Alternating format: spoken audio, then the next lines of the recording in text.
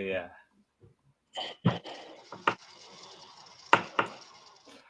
Sorry, and now we some mziadzi bonus. Tundu kwakabviswa. Nani? Pane amene zvadaita nezuro. Okay. All right. Saka, welcome to Champions Network TV, where we discuss topical issues, and today is not any different.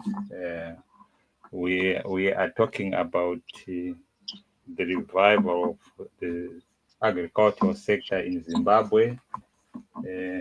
This topic is very dear to not only to Zimbabwe but to Africa as a whole. This is the first time when an African nation they decided to reclaim their land. So I'm not going to be an expert in this topic. We have got a seasoned person among us who is going to give us the opening so that we can discuss. Don't stay on the sidelines. Join the discussion. It's only when you join the discussion that your contribution matter to the conclusion of whatever ideas comes about. It's about conversation. So to start us off, our heads off to Jenna all the way from Grue. Right. Good evening, viewers. Good evening, everyone.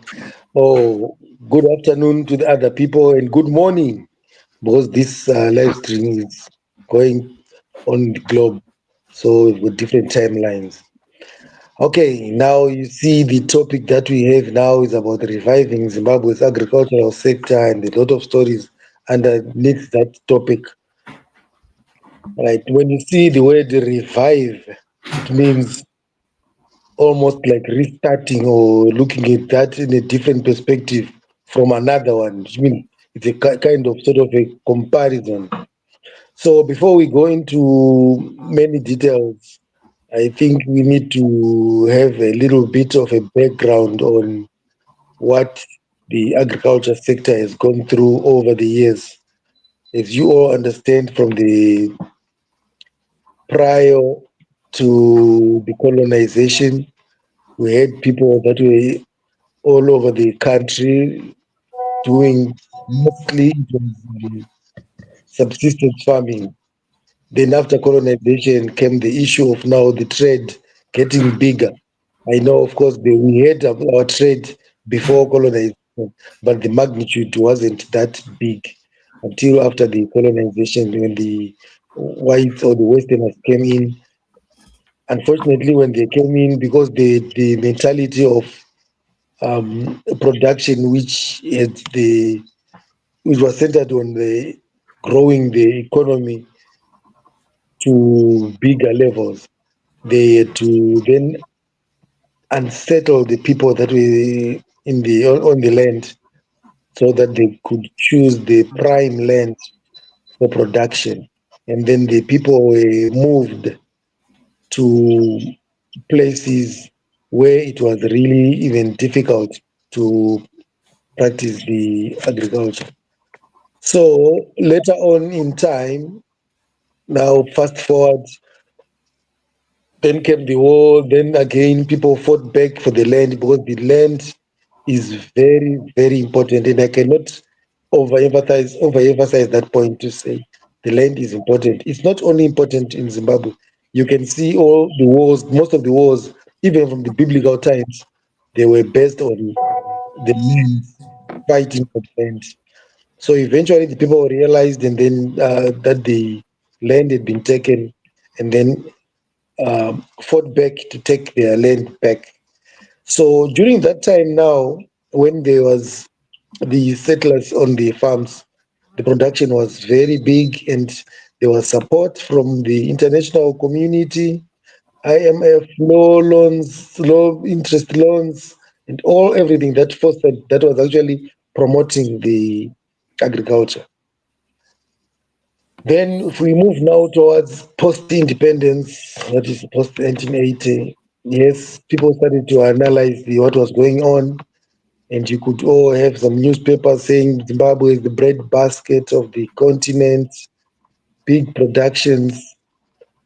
But when the people of Zimbabwe now reclaimed their land,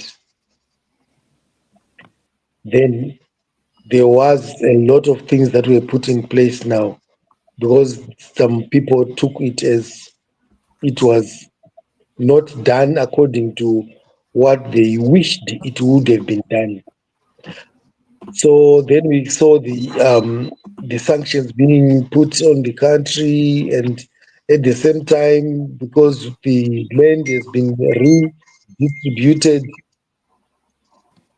this redistribution, if I may want to go back to how the plan was, if you look at the white paper and the blue paper, it actually indicated that is on the planning phase, a very clear and good way of doing the redistribution, in which the main people to benefit were firstly the agriculture graduates, then among with that group there were also some seasoned farm managers, the people that have been managing the farms or white owned farms, right?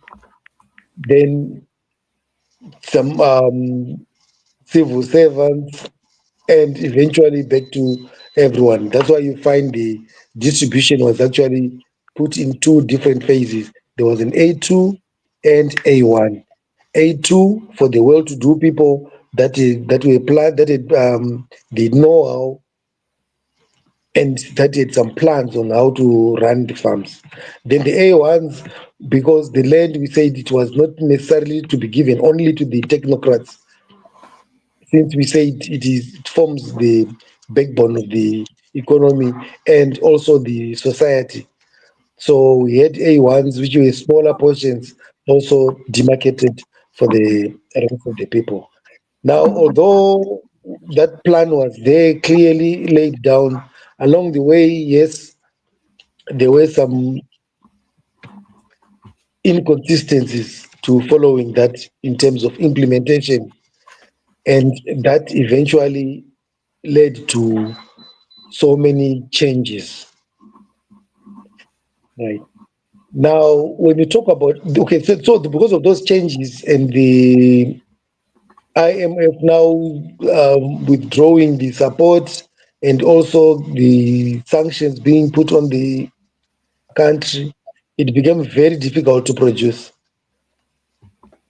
And in that difficult period, that's when most people then say it was a collapse, which we fought, which today now we are not talking about the reviving, how that has now gone past us as well. Because if you look at what is happening now, people have adjusted, production is started to spiral again, everything is now moving up. We have got farmer organizations, and we have got some organizations that are doing some contract, say, growing of different commodities to support so that the produce is made. Now, this period now we were talking about this reviving, as I can see it, it is also trying to match with what was before, where we've got some commodity associations trying to run up their affairs, some institutions in the agro sector being in place as well. So this growth is really imminent now and is going up now. Now I know there are a lot of people that has got some comparison, like I said, but comparing time frames is very difficult because there is also climate change to put into consideration. Right. Please, if you feel that there is something that you also want to say, you may just indicate as well. And then we've got some people, the new people. I welcome the. I know I've got some people that have joined in, my colleagues. from the agricultural think tank. We also have got some colleagues from the research, and everybody else I know. There's a lot of people that have indicated some interest into this. You are very welcome to go onto the chat box, add whatever you feel like you want to add, comments as we progress. And also, these programs that we run on this show, if you want to find us also when we are live, please read the subscribe button and you click the bell. When you do that, each time we are live, you will also be notified that we are live. Then you can also join in. Please take note, subscription, as a farmer, from the farmer's point of view, when you hear the word subscribe, you think of money. No, we're not talking about money here. We're just talking about clicking a button. Right? Misha, but it's our reality.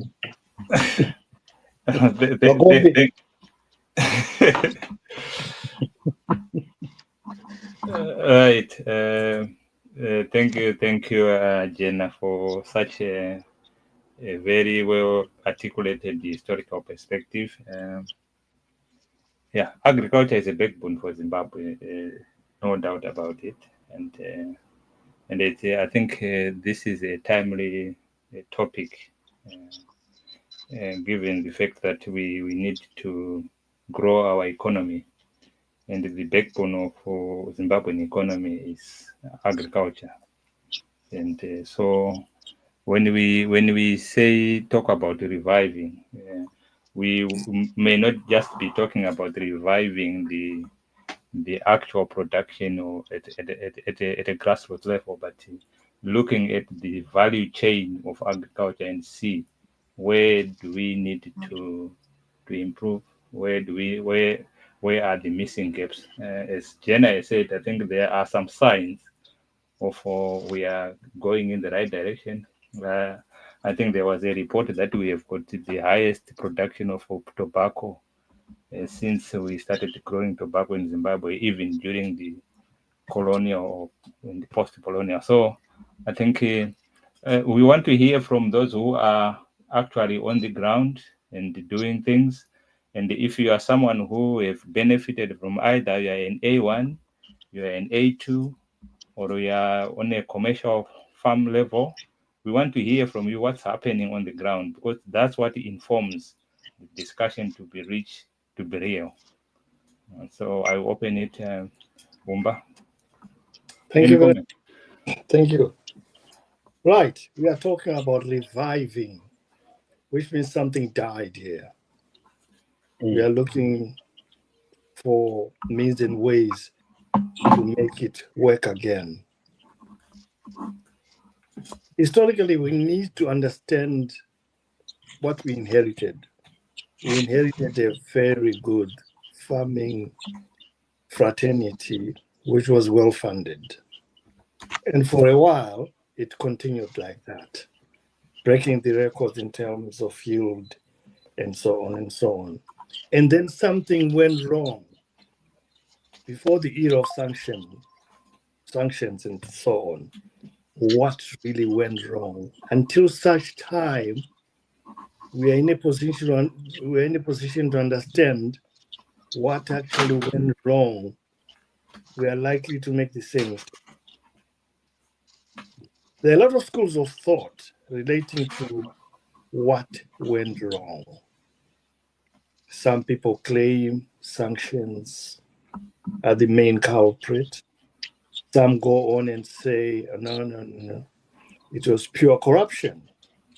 Some are saying it was pure mismanagement. Some are saying international world withdrew their services on Zimbabwe, and forthwith they had to go to make their voice heard. So these are the different clusters of thought that are out there happening. What do we think went wrong? Yes, we are saying we are reviving. Okay, is the revival well funded? We are talking about things like, combined agriculture and various other schemes, are they functional? Okay, that's a very good question that you have come up with now. Okay, let's look at the modes or the modalities what have been put in place so that rejuvenation can take place or the revival can go on. Firstly, it was identified that for funding to take place, there must be collateral, and that collateral was not there, or is still not there, but it's being processed to be there. Remember, whenever a loan is given, there must be something that actually shows that you can produce, you can pay back, you can also pay back the interest with the interest.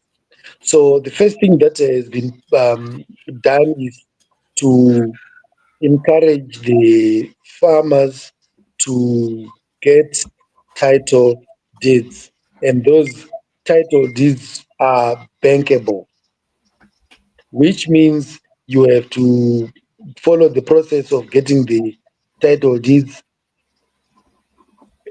Is that an Unfortunately, easy process? Point of they, interjection. Is that an easy yes, process when we talk of bankable title deeds? If I've got 6 hectares in a check uh, given to me, can I go out and follow due process and get it bankable? I'll, I'll share with you the process. Okay. Okay, the process for getting the title deeds is as follows.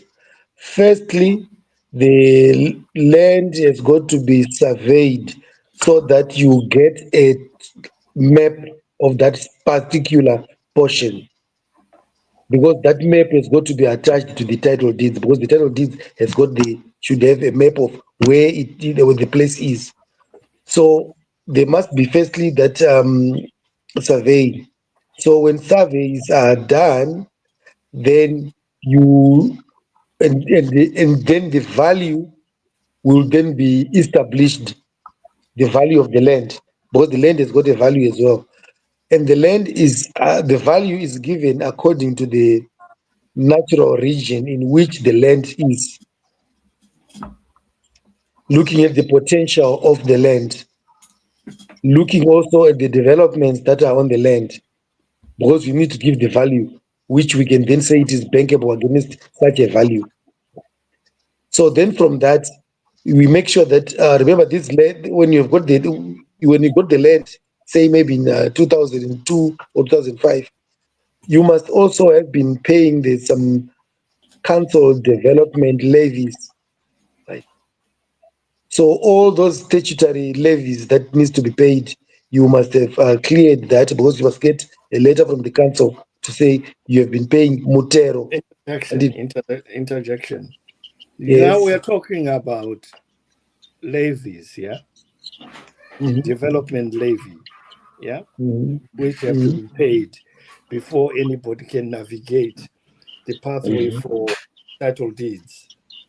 mhm, We are also talking about survey fees mhm. that have to be negotiated and paid for. Is this Yes. attainable?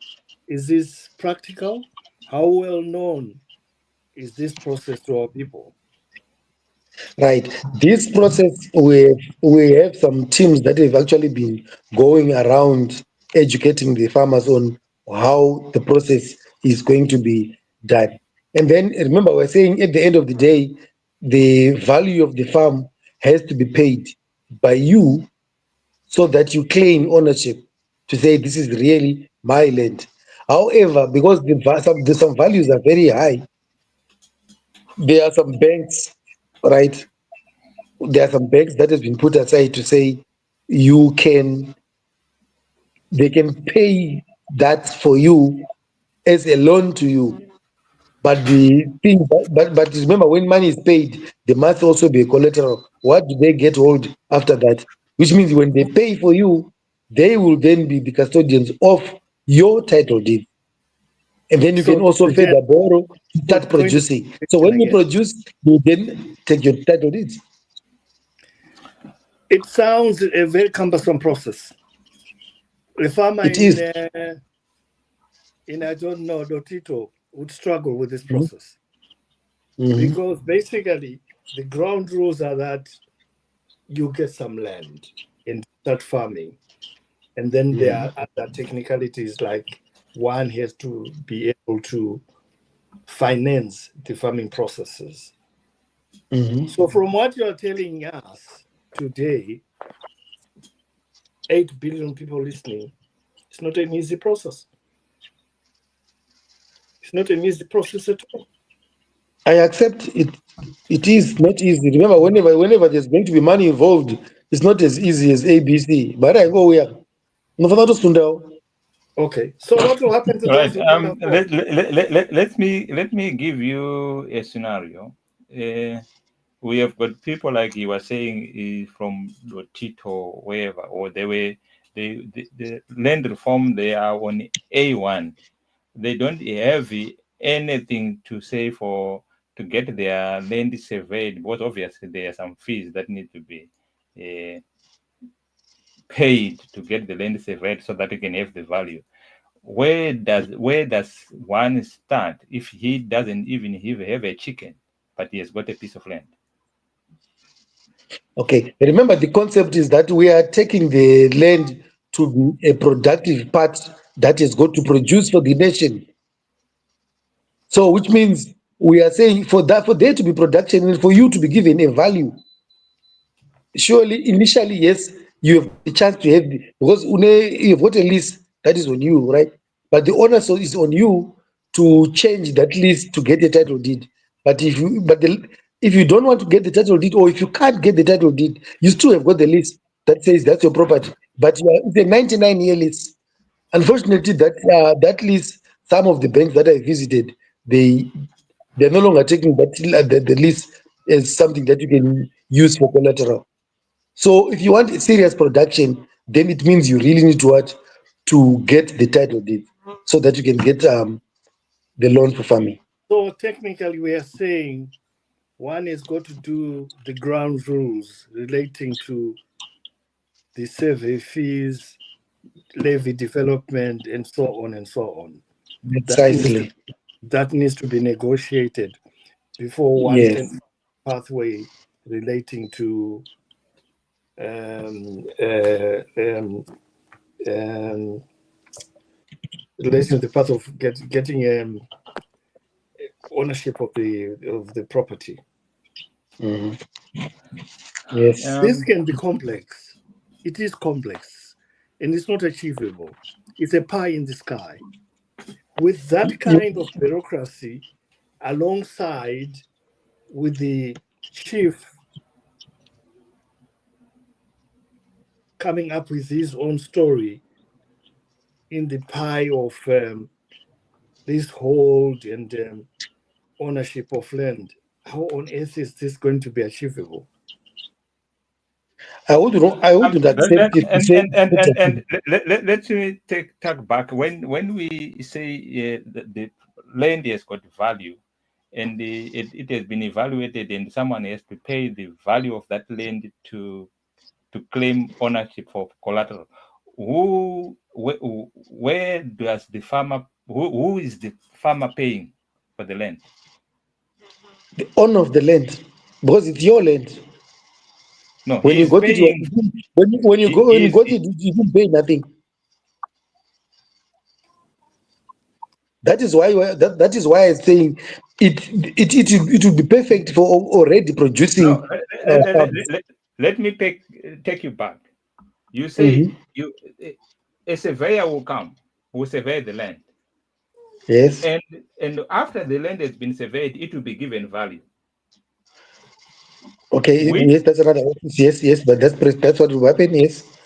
then the farmer has to pay the value of the land. If he can't, then he has to go and mortgage his land to the banker. Yes. That's why I'm asking who is going to be paid this money? The government, obviously. Government yeah. Yeah.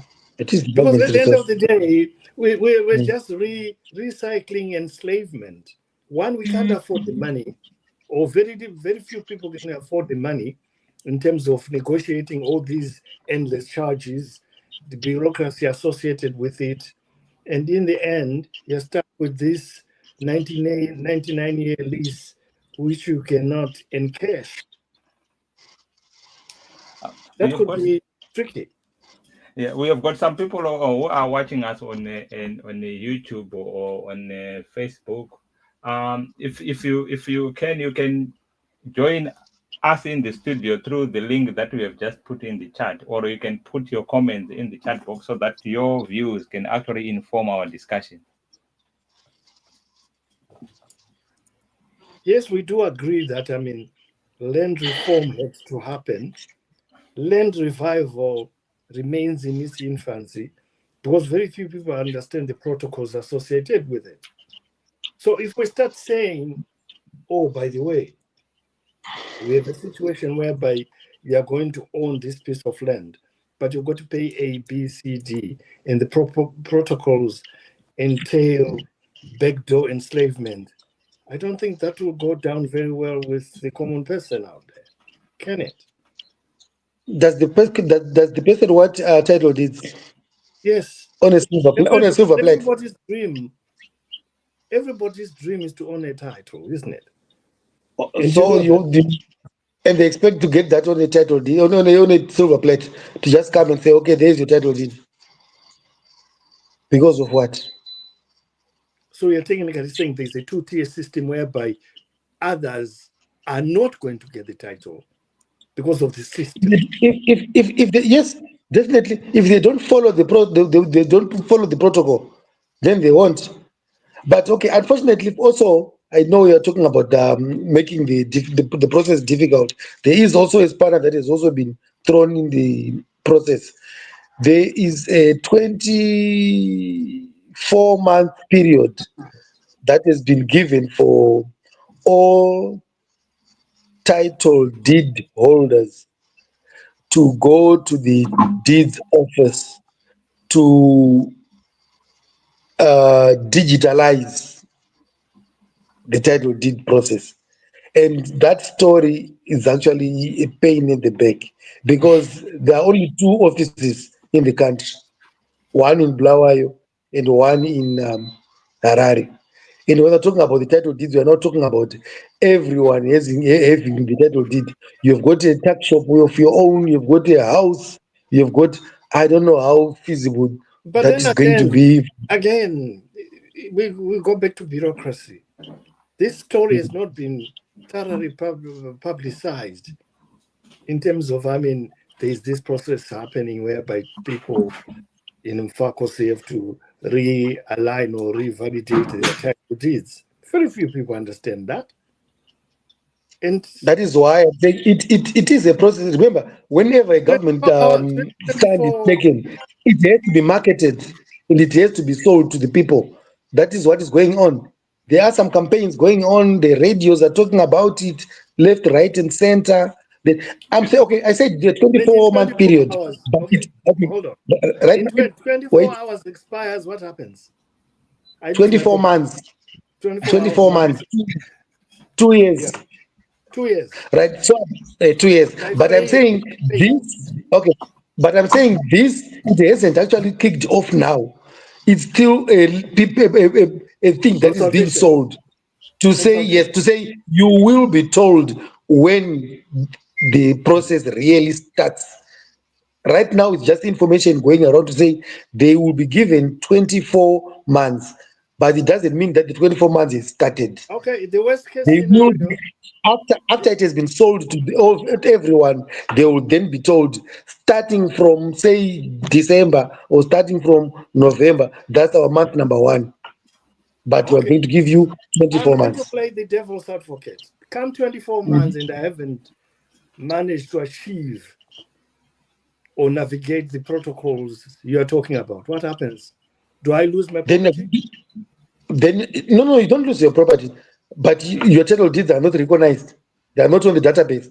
They are not on the digital system. Because the idea is that we need to put them on the system so that we can access them anyway. Even whoever wants to borrow or use the title deeds, they can just log onto the computer, get So them, is and then there see an that okay, option they are that there. post, So it will be to your disadvantage. okay, post that cutoff period, can I still go and register my title deeds? You can go and register, but unfortunately, after that, they must.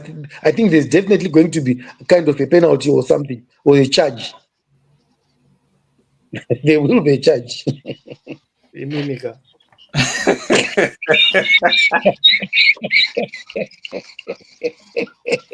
Okay, we get that. We understand that bit. But we're still coming back. Then we've got the minefield. musatipinze musunga wembabvu pana. Then we've got the minefield relating to the chiefs. The chiefs are giving parcels of land to various people on designated amounts of money. How legal is this? The newspapers are flooded left, right, and center with different public Right. land. You see, those, All that. right, those are called the Saboku deals. And I think you've heard them so many times to say, people are given information. Kuti, you don't just go and get land from any other person who claims to be a land baron. Yes, kumamisha kunoku, yes, we accept ngoti ava vakati ndepangu ndokuchekerawo kusvika apa. But we are telling you that they might go the legal route, because this is a recipe for disaster, if I can tell you. Because you end up now saying, wakuzotanga kuitirwa muramba tsvina, wotanga futi kuti but how could that be? Sabhuku But vakafa people kudhara are dhara buying these vakunongedzera kuti lands vakapa. for a lot of money. 20,000 pounds, Legalize. 5,000 pounds. So you tell me all those adverts across the mainstream newspapers are illegal, Mr. Jenner? Makombe zvakafanana neikoko kuuk kwamuri ikokoko, hati motikari dzenyu dzine mapepa here vakomana? Hadzina here mapepa motikari dzenyu?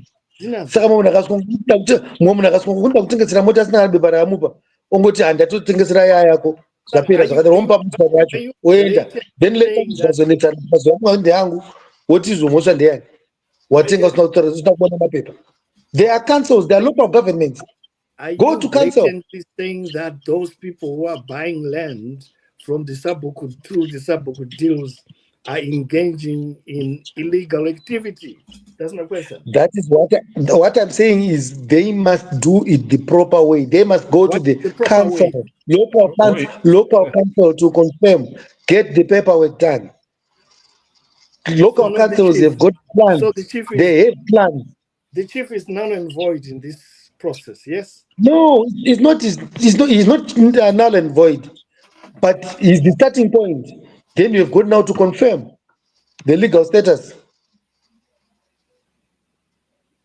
Council yacho yega wezokupawo futika inotobvunza chief kuti pane munhu wakapa iwe wacho ndosaka. I'm just saying it's a protocol. You have to follow the whole system.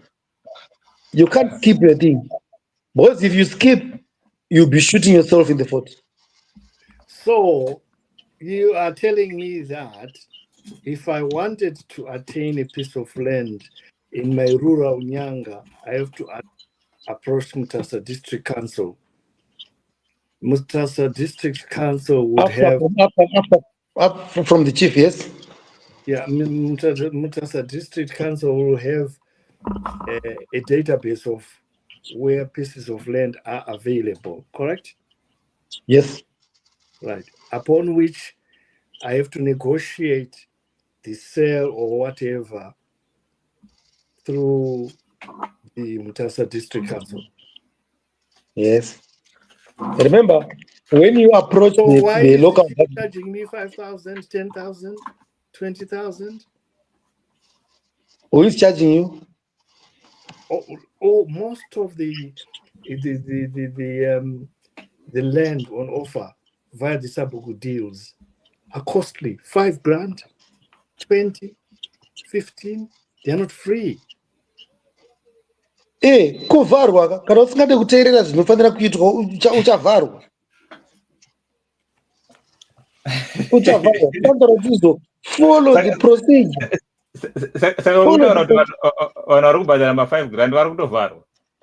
Kana vasina kuita process, yes, vavharwa.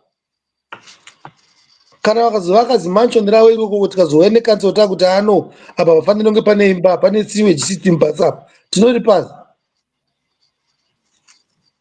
So there's no Do you see the transparency problem? there. Do you see the problem? Do you see the problem that I'm talking about now? Yongoisa imba pasina kutaurwa kunzi pakaita sei. The Pane systems are not inspection, pane clear, though. inspection The chamber. systems are not clear.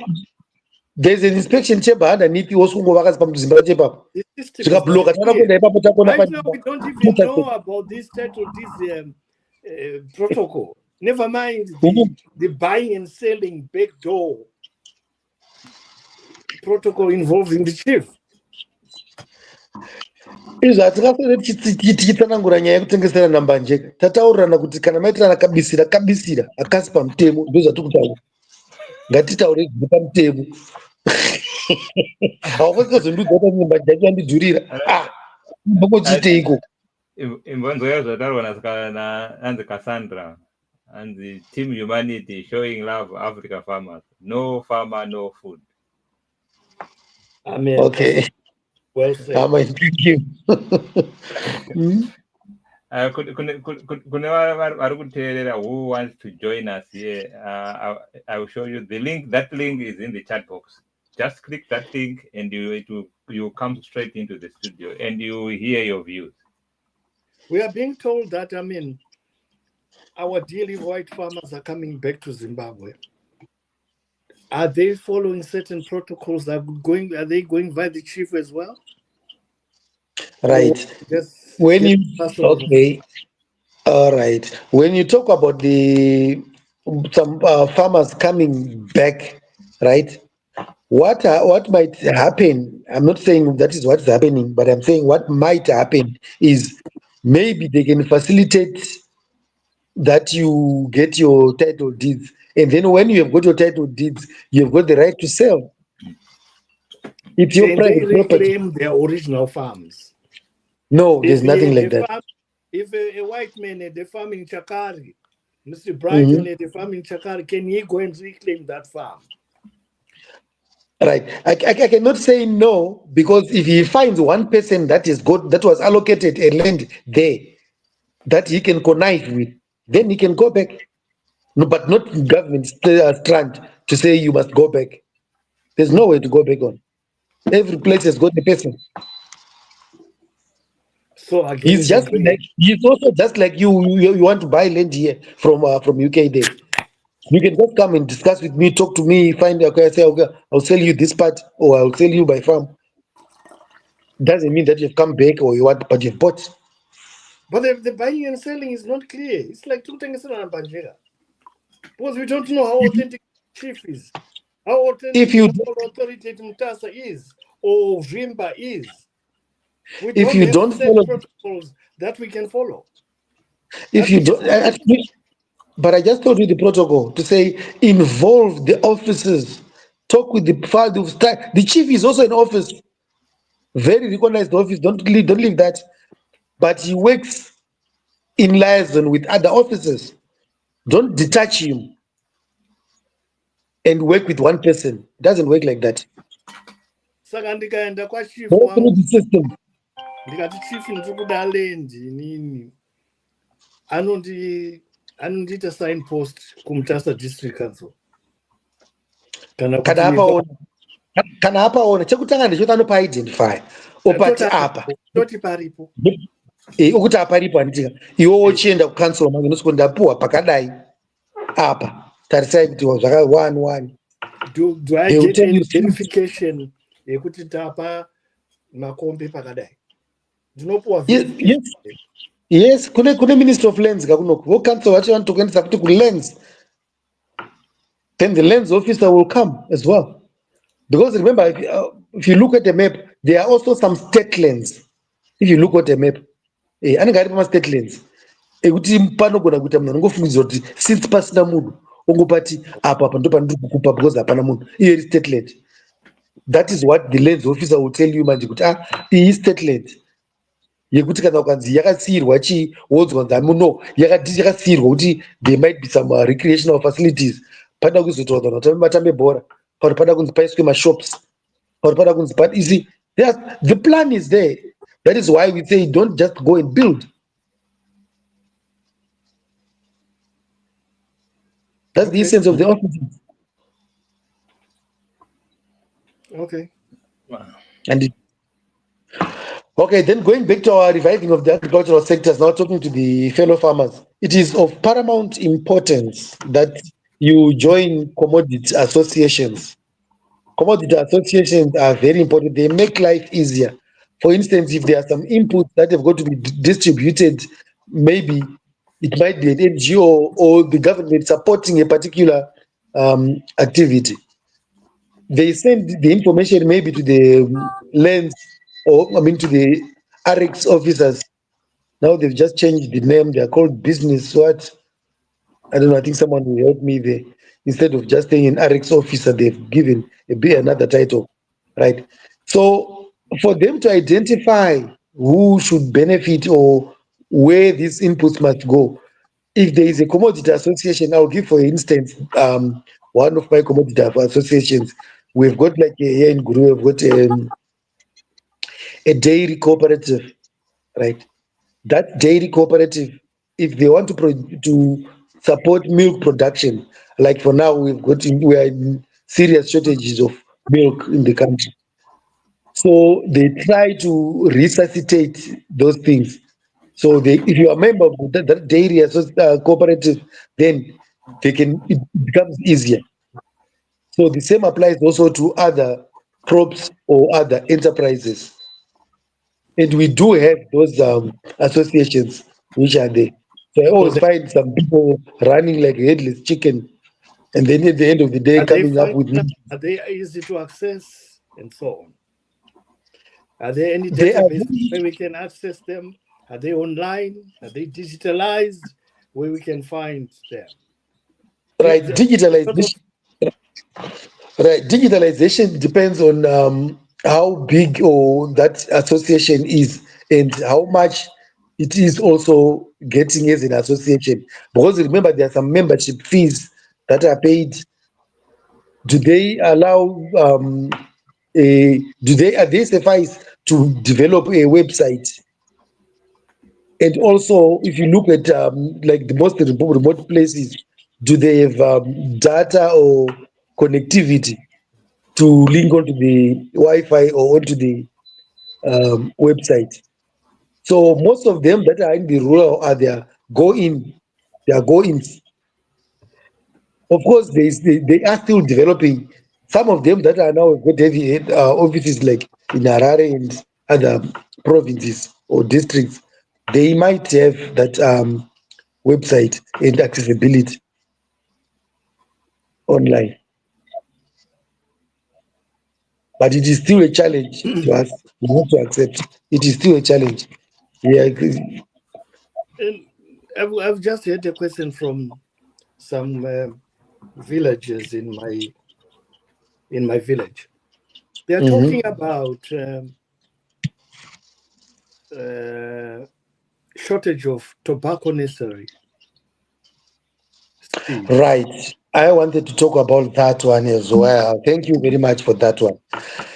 You know what is happening is we now have got a single producer of the tobacco necessary, which is Tobacco Research Board. And because of remember I spoke about the spiral that has taken place or the exponential growth that is happening, especially in the tobacco sector.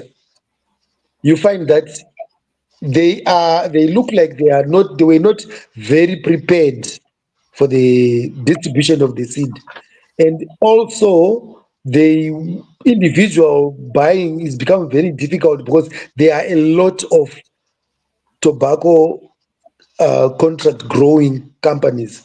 And so what they do, those tobacco growing companies, they buy like a 30-ton truck to distribute to its farmers. So as a result, I've seen that the Tobacco Research Board is more worried about those volume sales to the extent that the individual ones are now suffering the individual sales. I have also been to one or two outlets where they sell um, the seed for the tobacco, and most of the time, I think I went 2 3 times. There's nothing, or the varieties they are actually not as you want. You end up now buying what is available.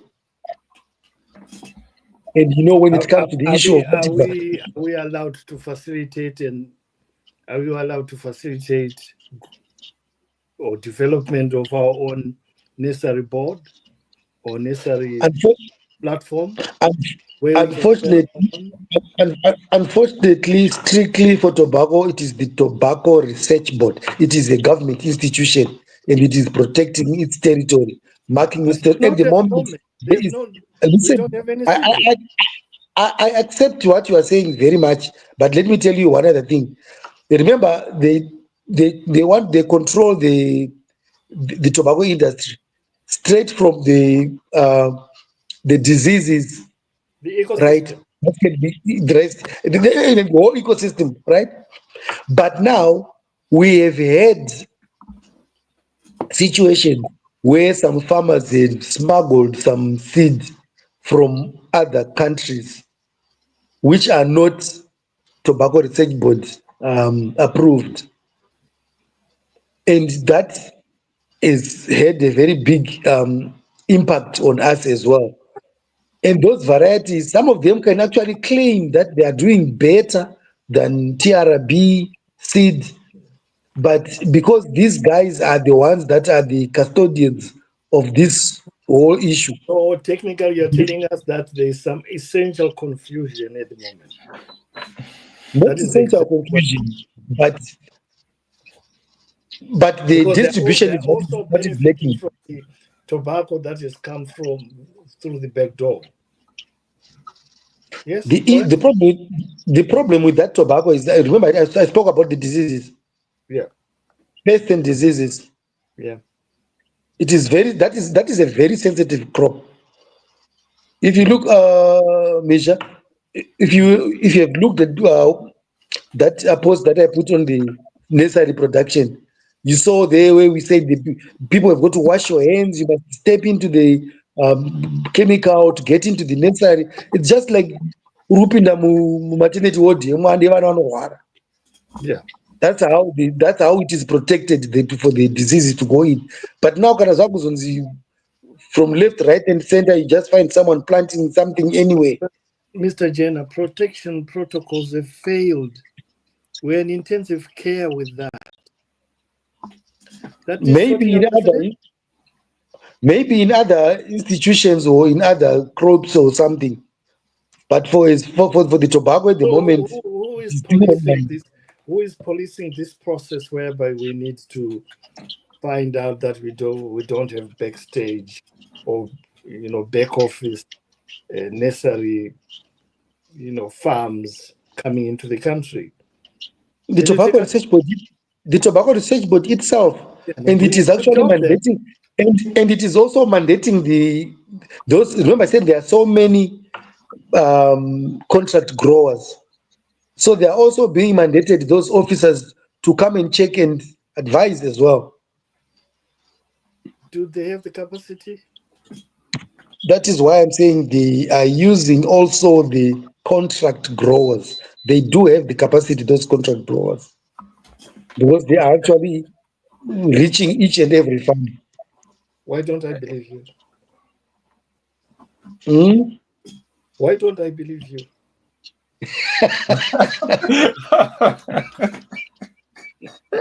Is Muda Shumba. Shumba Argubi. Ndazona moto.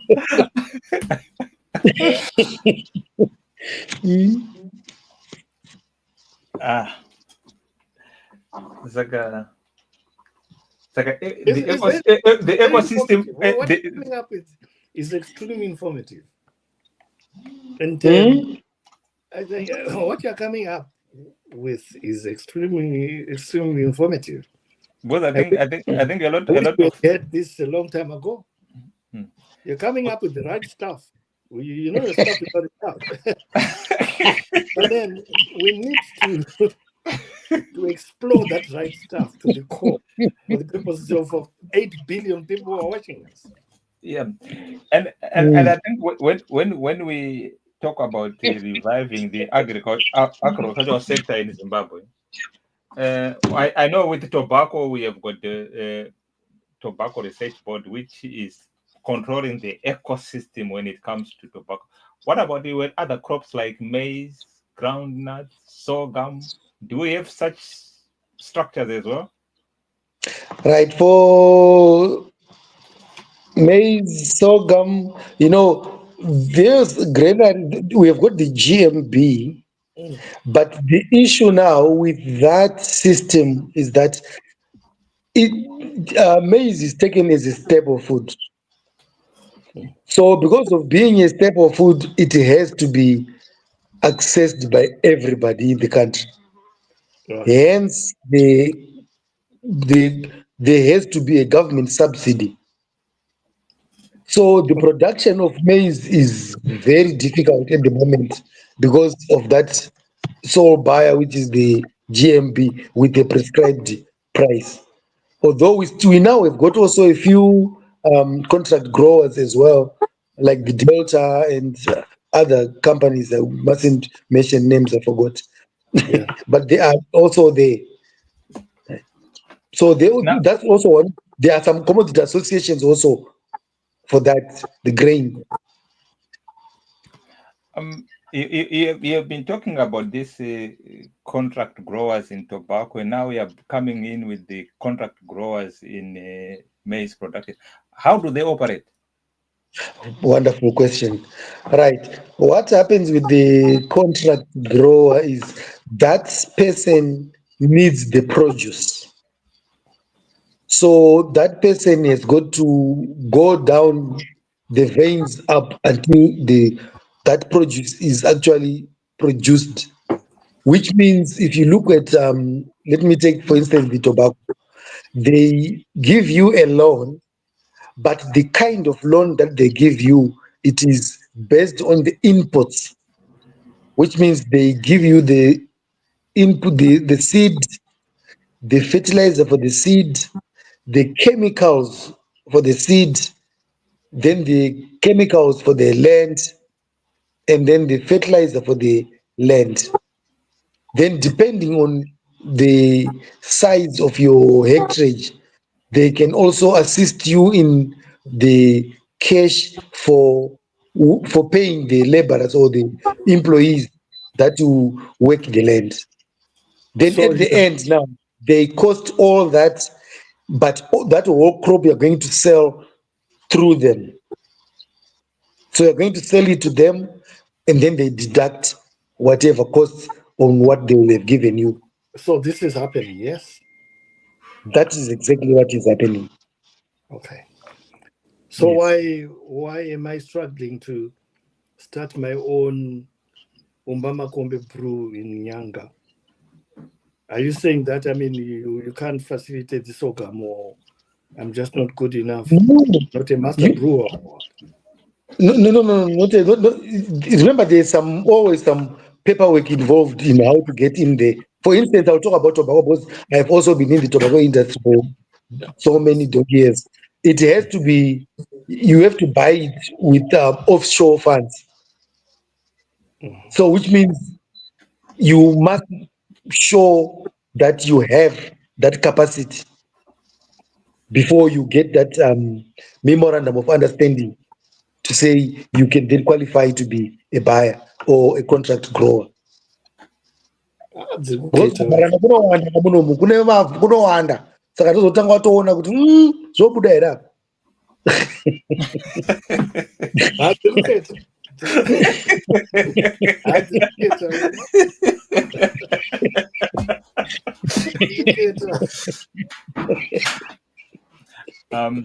I think those watching us, if you either work in the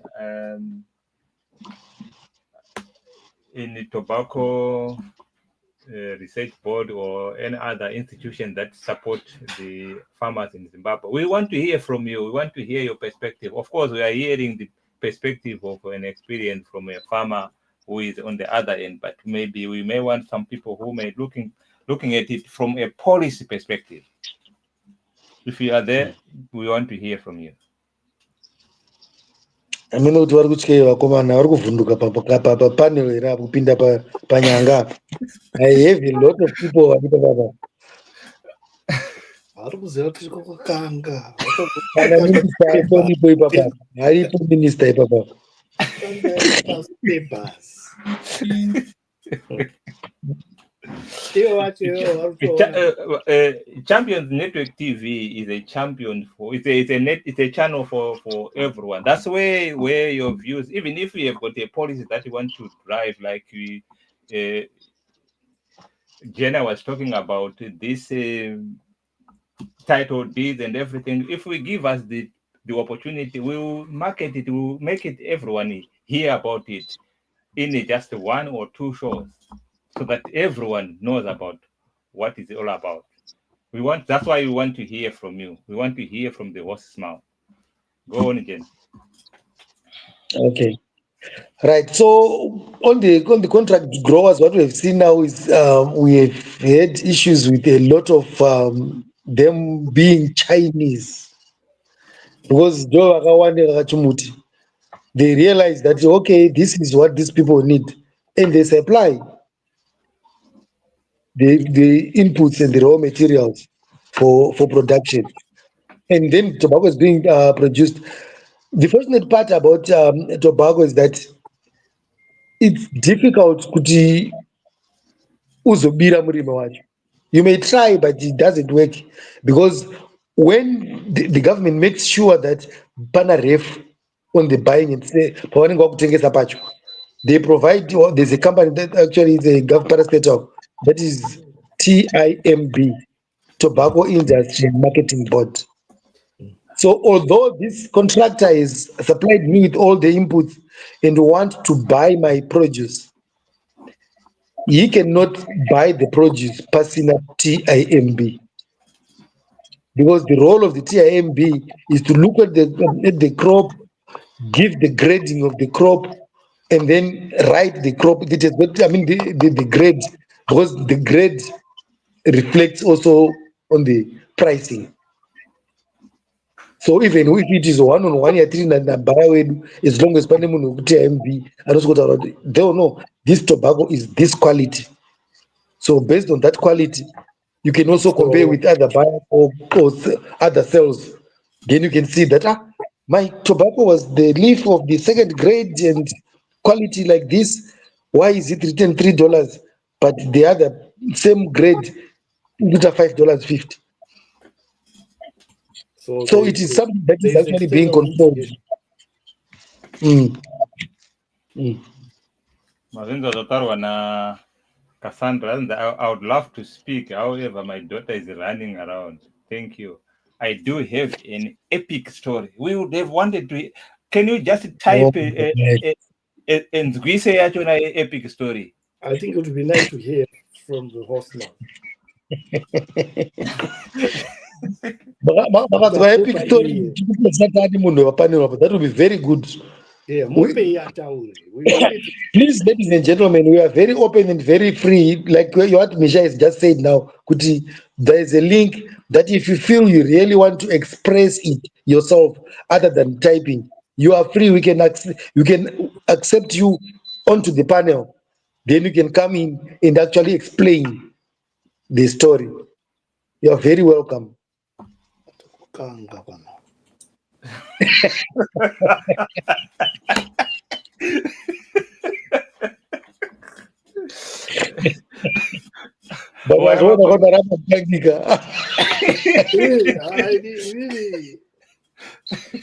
I go to the core. That's pharmacy.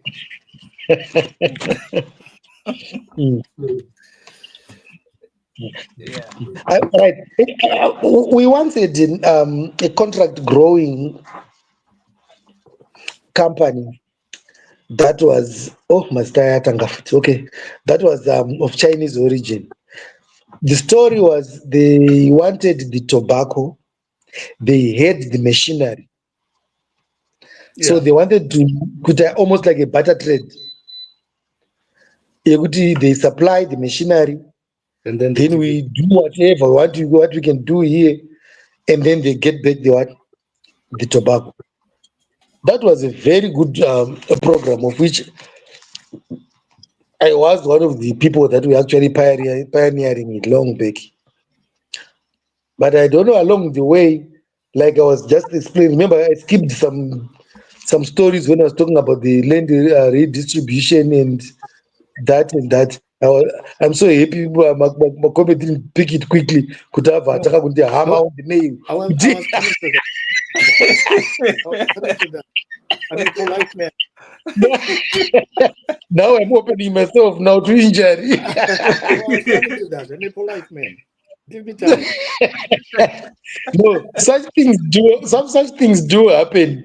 That's why I was saying on the plan. I didn't go on to on the implementation part. Did you Okay. see? Did you Oh, notice it? Because the absolutely. implementation was something different to the Mm, plan. yeah. Yeah, you mentioned that. I meant You mentioned that the implementation went off rail. I don't know Mm. whether yeah, it went mm, into super drive or it went off rail. We don't know because it didn't go to the plan. It can go He either was way. yeah, very meticulous in arguing his case. He knew that, I mm, mean, these are the minefields and these are the, significant areas not to touch. So he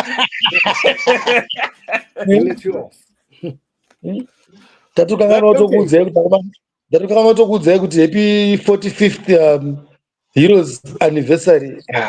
Oh, Zvangu thank izvi. you. 45 years. 35. 45 years of empowerment. Okay. Mm, mm, Right. mm. Okay. Right. Tell us about command agriculture. This monster called command agriculture. We don't understand it. We don't know it. That- okay, that issue of command agriculture, it was also sort of a contract growing as well, where you were to get the inputs and then supply the maize to Who was GMB. funding it? Who was funding it? Why did it go all peer shape? I remember when What things get happened? off rail, it becomes very difficult to trace kuti zvazopoya nepapi at times. And what is But what, but what I can but what I can just say is also the issue of the pricing of the GMB. It also a lot of contribution to that also that derailment, because there were also some other options. Because later on, after that command of agriculture, there were also some legislations that were adjusted. Kuti GMB izomboita sole buyer of maize. Because maiti maona input from GMB, then this other person anouya kuzoti sei unotenga nemaprices ari higher than a GMB. Okay. So because of that now, zvakabva zvaita kaconfusion kama mutambo uri kutaura kai manje. Because in farmer techida kuti ndiite profit ndisarine something. But unfortunately manje kuti tizonobhadhara iri cash kuGMB kwacho paa pasina facility yakadaro vaitoda chiri chibaki. Saka Okay. zvaizopedzisa zvangogomba negomba. All right. Okay. Let's talk about this fertilizer issue. There's a lot of corruption as regards the fertilizer fraternity or industry. Which or what is the genuine model of fertilizer? Is the Chinese one, the homegrown one, or what? What is what in the fertilizer industry? What's happening? Okay, if I answer that from the technical point of view, I can say if you are a farmer, you need to have your soil tested. So when your soil is tested and then you tell us what crop you want to grow, each crop has got specific nutrient requirements. So because of each crop's nutrient specific nutrient requirements, that will then determine how much of each nutrient is needed in that particular soil. Which means now what I'm trying to say is when you look at the fertilizer, don't just take fertilizer, this is better, this is top. The fertilizer has got an NPK ratio. What percentage Any nitrogen is there? What okay. percentage of potassium is there? What percentage of phosphorus is there? Do we have boron? Do we have sulfur? You see, which means you want to match what the crop you want to grow needs, and also you also need to retain what is in the soil. So being Chinese or English or French, as long as you know the NPK ratio, you will get the right fertilizer. But then there's the minefield of counterfeit fertilizer. It's rife, Mr. Jenner. Unless it doesn't come by your table, this story is I active. remember, I remember that all that the reason why we've got those counterfeit fertilizers is for people who want to get as a shortcut, a quick fix. Zvokuda kungotenga zvinhu pasi pemuti. Do you know what I've realized? I was talking to this other guy the day before yesterday. He was telling me that, you know what? I realized that the fertilizer that I thought it was cheaper. Ndichitenga downtown. It was, I think a bag of compound D was $33. Saka about $25, $25. Ndobva azotora vakaisa pascale because inenge iri 50 kg. Azienda pascale akaona ari 35 kg. Saka chawagona hapana, watenga pasi pemuti, yes, wakirwa but waridzwa pamwe pano. The same nayo macounterfeit iwaya yekuti vanotora then voita repack voisa nesend vosanganisa nemavhu mo. Just I think we need to be trained to get the things that are genuine or straight from the right source. Yeah, due diligence. Yeah. Yeah, we have to do that. But people always want some shortcuts. That's how they fall in with that counterfeit. Okay. Then there's the issue of manpower. The laborers are complaining that they are underpaid and overworked. What's your comment on that? Right. There is an organization which looks at that, and they always publish the gazette, the wages, the standard wages that are that must be put. But remember, it is just a guideline. But with that guideline, they try to say that is the minimum. Right. So some people can go on to give more than what is stipulated. But if you give below that, it becomes a what can I call it? A criminal charge can be done on you. It becomes an offense, right? But however, the problem that we're actually having is actually of now getting those laborers who accept those amounts, because there are a lot of things going on. For instance, chikorokoza chinenge control zvakanaka, then the middleman, and then that counterfeit you're talking about. So more people are getting used to quick cash. Zvokuti kuti achinyatsongomirira kuti mwedzi ukapera ndichapiwa $3 yangu pazuva, iye achiziva kuti 1 day iroro akakiya ndona $5 panenge pato nyaya chaiyo. Okay. Yeah, good response. We are being told that there are farms and there are a set of people. I don't want to call them cults or whatever. They are approaching farms and claiming gold deposits without authority. It's like somebody coming to your farm and then suddenly they say, look, we need to start digging here. There is some gold. What are the safeguards relating to that? Is it a straight police matter or what? That involves what do they call it? MMZ. Minerals marketing. Yes, something, yeah, because those are the people that issue the licenses in our claims.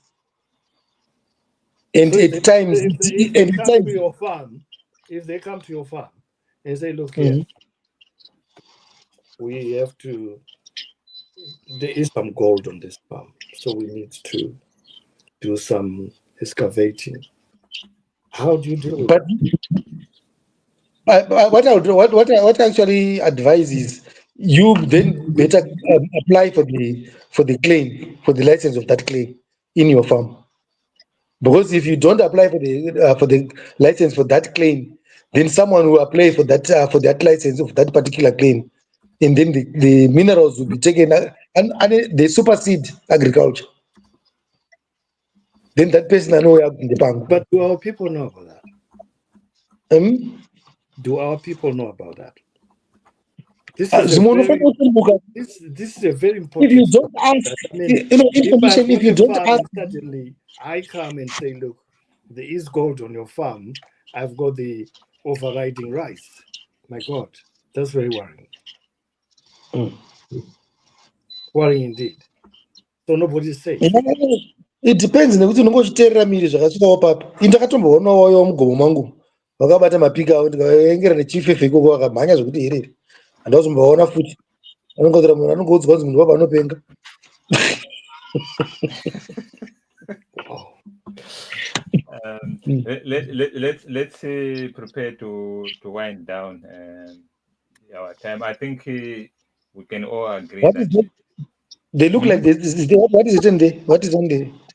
I love Africa. I love the world. I'm here just showing love. That's Cassandra Wadle. Thank you, Cassandra. Okay, Misha, what were you saying? I was saying we have been here more than an hour, so we need to start thinking about winding our discussion Okay. and preparing to say what we have, what is our takeaway from this discussion. I think the main thing is, I think it's not a discussion that ends with just one session. Actually, we may want to have a session where we talk about a particular aspect of the agricultural sector. Maybe we have one where we talk about tobacco and invite someone from the Tobacco Research Board and something other crops, and invite someone from GMB and other organizations that you have spoken about. We need to engage them, and we would love if the minister was willing to join us, and we respect them being among us. So yeah, I think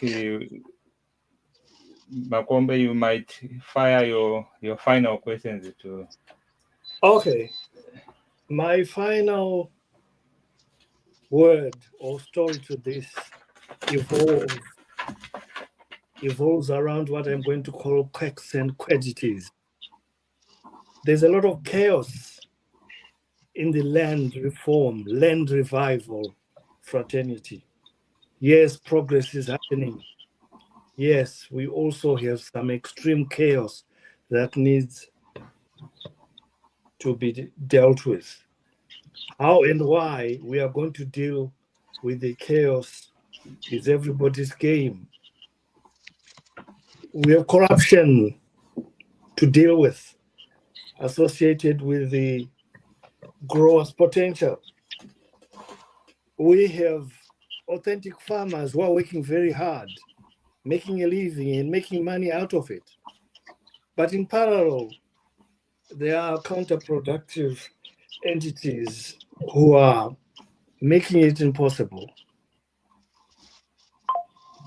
So the chaos and the revival remains unfinished business. I thank you. Thank you. Thank you, Umba. Okay. I want to applaud you for picking up the chaos, and I also want to add petrol onto that fire of chaos. There is a few things that I've identified or I've actually come across. For instance, we're talking about the title deeds, we're talking about the loans, we're talking about the agricultural sector, the farmers that need to access the loans. One thing I've seen is that there seems to be no good communication between the banks themselves and the policymakers, because what the policymakers say and talk about getting a loan will be totally different from what you get when you get to the bank. I'll give you one example. I went to one of the banks And the story that I got from that particular bank didn't go well with me, because they said, oh, okay, with the title deeds of the farm, yes, but since yours is a cash crop, which is tobacco, we want another title deed maybe for a house in Harare. So according to me, it actually meant that that bank does not recognize the title deed of the farm. That's what it actually meant to me, which means there is also some loopholes in there. Then the other issue is that it is a process, like we said, of getting the title deed from the lease to title deeds. But unfortunately, the banks just suddenly stopped. Say no, we cannot just give you the loan with the what, with the lease. We need the title deeds. But title deeds, getting them is a process. But then they say that time you have got the what, a lease. Then they say no. We were asked to give according to the what, the title deed. So those are the few cogs that needs to put in place so that we can move together as one unit and talk the same language. Thank you. Oh, thank you very much. And as I said, I think this is a vital and a complex discussion. But we have done well. I must applaud to our learned Jenna, who has got quite experience. I think if getting into office was based on my opinion, I would put you somewhere within the agriculture, the higher place. Um, but but yes, I think a lot of things is come out. There's a lot of things to put together, especially at the policy level. Where I think when we put some policies in place, let's not forget we are also affecting people who might be deep down in the rural. Is our Mr. Makombe has always be looking at to say how is it happening at the village level? How are they implementing these policies that we are putting? Are they understanding it? Do we have structures to effectively communicate our policies to everyone that is involved? And I think Mr. Makombe, his final word is quite short and sweet, and he acknowledged that there's been some progress, but within that progress, there's chaos, chaos around corruption, chaos where authentic farmers are being shot. They are being affected by some counterproductive institutions that hamper their progress. So there's a lot of work to root out chaos, which Jenna also acknowledged, that is especially around the title deed, the loan, and everything, and with a personal experience where there is no effective communication between the lending institution and our policymakers. The interpretation of what the other entities mean when they may, for example, when there was a list before, and now we are getting into title deeds. How do they have to communicate to say, whilst we are sorting out the process of the title deeds, you can accept leases for up to whatever period? I don't know if that is communicated, but as we said, I think this is a topic that we must revisit back either as a series, or if we get hold of any significant ministry that want to engage with us, we will be happy to bring you along, and we talk. We have got the seasoned people who can bring out the core things, like Mr. Makomba around here. So thank you for everyone for being with us, and we are ending our broadcast. And I can't thank Mr. Jenna enough for sharing your expertise. It was Thank you, lovely, Mr. and Jenna. we Thank you. thank Thank you you. very much. Thank Thank you. you.